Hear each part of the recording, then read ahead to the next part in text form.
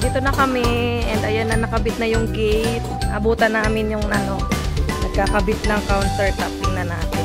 Patong lang po. Patong lang po. Opo. Sa ibabaw siya ng granite. Si semento na nila.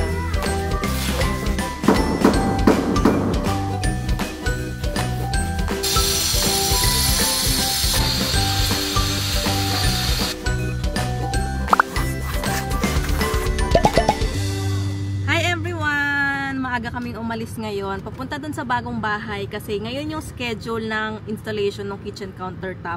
Hoping na maabutan namin kasi 'di ba last time nung pumunta kami para sa pagsusukat nila, hindi namin naabutan, nakaalis na yung nagsukat kasi late na kami nakaalis. So ngayon, maaga tayo and halos sabay lang kaming umalis nung magsusukat kasi ina-update din nila ako kung on the way na sila. Sa sila malapit sila sa SM Bacoor. So abutin din siguro sila ng 1 oras na biyahe papunta doon. Andito na kami and ayan na, nakabit na yung gate. Pasok tayo kasi nagkakabit daw ng Naabutan namin yung nagkakabit ng countertop. Tingnan natin. Kala ko nakabit na, hindi pa pala. Ayan na. Patong lang po. Patong lang po. Nakakasabit lang po ganyan. Opo. Sa ibabaw siya ng granite. Maganda po talaga sa kung sakaling magpalit kayo. Oh, yun nga po eh. Hindi mo problema sa Opo. Tapos yung kalan nito po. Yung ito po, yan po. Makapatong lang po. Opo. Pati yung Papalitan. Yun nga yung problema doon. Maganda lang siyang tingnan pero hassle pa rin nagka-problema. yes, pakita natin yung stock.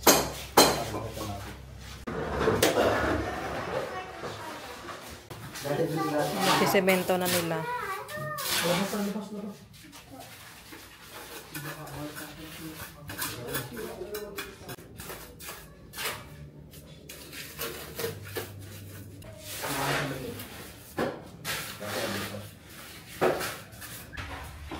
Akit muna tayo sa taas. Tingnan natin kung may pagbabago ba sa taas.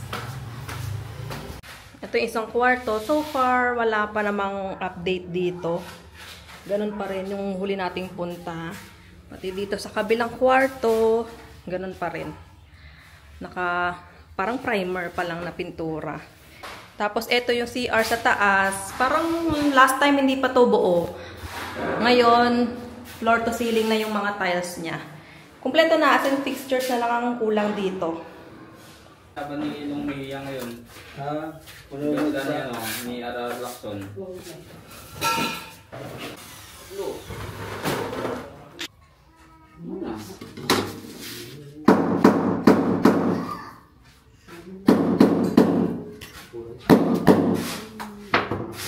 Tulugan ko na sa akin yun. Tambahan natin yun.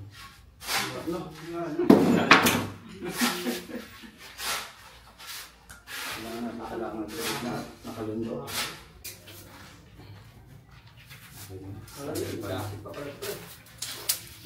Kailangan mo din mo. May pwede itong flooring.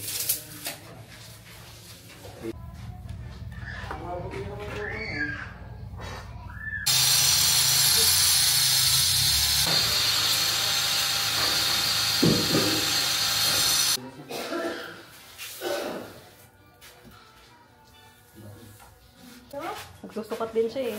Tama yun, tama. Nagsusukat ka din? Tulungan mo sila kuya magsukat? Kasya pa rin? Kasya.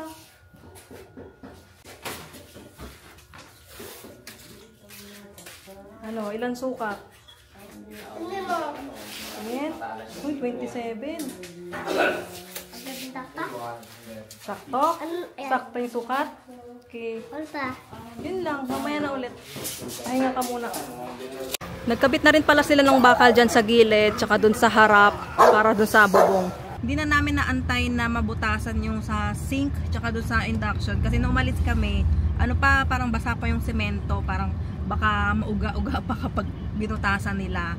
Pero alam naman na nila yon. Sinabi ko na sa kanila na patong lang yon, patong lang induction, patong lang yung countertop. Kasi mas, pag magpapalit ka, kunwari ng induction or may aayusin doon or magpapalit ka ng lababo, mas madali compared sa undermount. Kasi noong una gusto ko undermount kasi 'di ba mas aesthetic, mas seamless.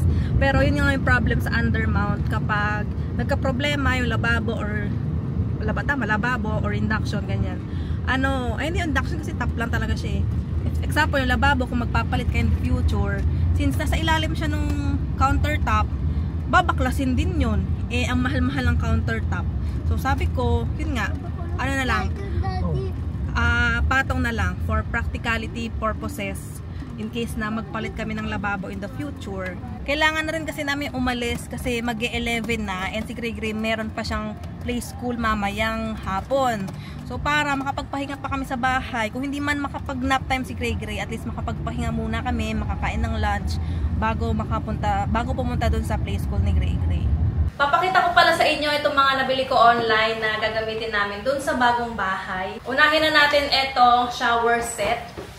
Color black to, matte black, ganon. So, ito yung... ang laki pala niya. Rectangle pala siya. Ito yung pinaka-rain shower. Tapos, ito yung God. Ito.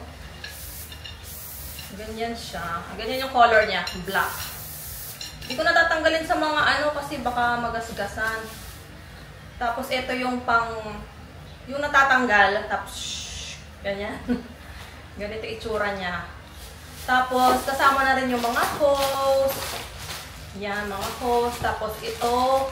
Isa pa tong yung labasan ng tubig. Tapos, siya, piano style. Yung niya, buksanan. Bigat naman ito. Ito ba yun? Ito nga. Ganyan siya. Ito pala may nakalagay sa likod. Ito pala. Baliktad pala. Ganito pala. Ito yung harap. So, sprinkler head. Pag i-on mo to. Tapos, effluent. Ayan. Ito. Top spray. Ito ata yung sa ulo. Tapos, hand spray. Ito yung kaninang maliit. Yan. Ganito siya. Ganito yung style niya. Tapos, meron na rin siyang hot and cold. Pwede ma-adjust yung hot and cold. Pero wala naman kaming heater. Hindi naman kami magpapakabit ng heater. So, ganitong style siya. Ito pa lang yung nabibili ko na pang CR. Kasi, dapat bibili din ako ng faucet. Ano pa ba? Yung mirror cabinet. Towel rack. Ano pa ba? Yung lalagyan ng hand towel. Pero gusto ko pagsabay-sabayin ko ng orderin lahat yon. Kaso hindi ko pa yung sukat para dun sa mirror cabinet kasi baka mamaya masyadong malaki or masyadong namang maliit. Kaso nakalimutan ko sukatan kaya sabi ko pagbalik na lang namin, susukatan ko, saka ako mag-order. Next, itong mga malalaking box na to, ito naman para sa kusina, mga pull-out basket, pull-out cabinet organizer or pull-out basket cabinet. Parang ganyan. Ito, obviously, para sa mga utensils, pa-drawer din to, pa-drawer. Medyo alangan nga lang ako kasi parang ang laki pala nung nabili ko. Pero pina-check ko naman sa contractor namin, sabi niya, okay naman daw yung mga sizes na napili ko. So, hoping ako na sakto, tama talaga yung mga sizes na in-order ko. Kasi nga, online ko lang to in-order lahat. Tapos ito, mga cabinet organizer, pull out to lahat. Para hindi na ako bibili ng mga dish rack or hindi na ako mahirapan mag-organize ng mga plato, kawali, kaldero. Ito yung isang klase, flat lang siya. Para to sa mga baso o kaya kawali, kaldero. Ganito siya. Ganyan. Tapos yung isa namang ganito para sa mga plato. Meron siyang talagang divider para sa mga plato. Hindi ito yun eh. Pareho tong naka-flat. Pero may isa akong klase binili. Nandun na kasi sa sasakyan. Nilagay na ni Daddy lahat. Siningit ko lang itong mag-video para mapakita ko sa inyo. Kasi nga, masikip na dito kung dito ko ilalagay. Since dadalhin naman namin ito doon sa bahay. Next week, pagbalik namin, niready na ni Daddy sa sasakyan. Tapos, ito naman, pull out din siya, pero pang condiments naman siya. Medyo mabigat lang to. Tama ba? Napakita ko pa. Ito yung para sa mga condiments naman. Para hindi na ako bibili ng mga organizer na ilakapatong sa counter. Lahat nasa cabinet na, wala nang nakalabas. Ito yung nabili ko. Yan. Pull out din siya. Tapos, pwede mo siyang lagyan dito ng mga bote ng toyo, suka, ketchup.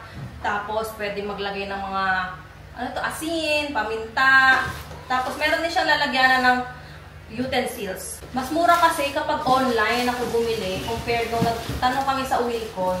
2,000 ata yun, yung isang cabinet pa lang. Eh, dito sa online, dalawa na, 2,000. So, bali para 1,000 plus lang. So, ang laki din ng matitipid. Ayun nga lang, kailangan sure ka talaga sa sizing niya. Lalo na kung buo na yung cabinet, tapos ilalagay mo na lang to. Sa amin naman kasi, hindi pa naman ginagawa yung cabinet. So, hinihintay nga to ni sir para masukat, para sakto yung pagkakagawa nila ng cabinet based dito sa sizing ng pull-out cabinet. Pero syempre, inalign ko pa rin kung gaano kahaba yung counter namin. Kasi syempre, baka naman sumobra sa counter namin. Diba? Pero kinonsult ko yun kay sir, sa contractor namin na goods naman daw yung mga napili kong sizes. Actually, dala na namin to kanina, pero hindi lang namin binaba kasi sabi namin walang mapaglalagyan. Kasi yung first floor, nandun pa lahat ng mga gamit, yung mga toilet, yung mga tiles, yung induction, range hood. Tapos di namin naisip, pwede naman pala namin ilagay dun sa, sa second floor, sa mga kwarto. But anyway, hindi pa naman kailangan ni sir. Although, next week, malamang, kailangan na to ni sir. So ngayon sabi ko, videohan ko muna para maipakita ko sa inyo. Nilabas ko lang talaga sa sasakyan para mapakita ko sa inyo. Yung isa nga, di ba, hindi ko na nalabas kasi dalawang magkapareho pala yung nailabas ko. But anyway, pareho lang naman yun. Meron lang talagang divider nung mga para sa plato. Ilalagay ko na lang yung pictures o kaya yung link sa comment section or sa description box. So, ayun nga, ang dami ng changes dun sa bahay. Parang ang bilis na ng pangyayari. Nakabit na yung countertop, tapos nag-gate na sila, naglalagay na sila ng gate. Ano pa ba? Yung nagtatiles na rin sa CR. Tapos, start na rin sila ng mga bakal-bakal dun sa bubong. August na din kasi, 'di ba? And malapit na talagang matapos yung contract namin. Although feeling ko, hindi ko pa na-confirm kay sir, tatanong ko pa siya ngayon. Feeling ko mag-e-extend kami siguro ng ilang araw or 1 week kasi nga medyo na-delay nung mga panahong may bagyo. So, may mga workers na hindi nakapasok, which is sabi okay lang naman. Kasi nga, maiintindihan mo naman yun. And kung ilang araw lang naman, walang problema. Basta makalipat kami bago matapos yung rent namin dito sa bahay. Update na lang namin kayo next week kung ano yung mga magiging changes doon sa bahay. Thank you for watching! Bye!